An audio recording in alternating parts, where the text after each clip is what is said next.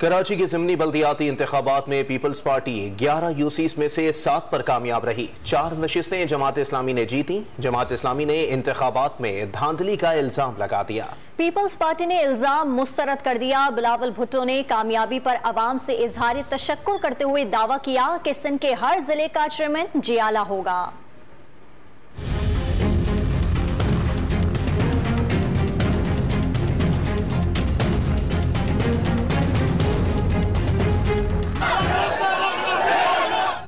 कराची के ज़िमनी बल्दियाती इंतखाबात में पीपल्स पार्टी ने मैदान मार लिया।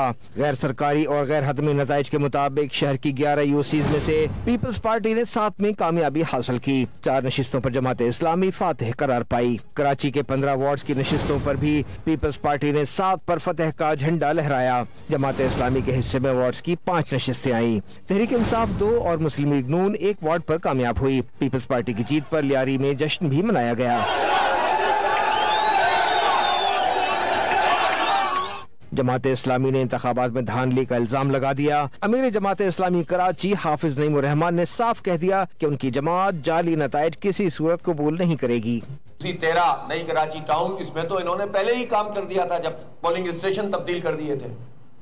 फिर अमले की तकर्रुरी इनकी मर्जी की। इलेक्शन कमीशन जाहिर है कि इसमें पीपल्स पार्टी के साथ है। और उसके बाद क्या किया? उसके बाद ये किया कि सुबह जब लोग पोलिंग एजेंट अंदर जाने लगे तो उनको रास्ता रोक दो।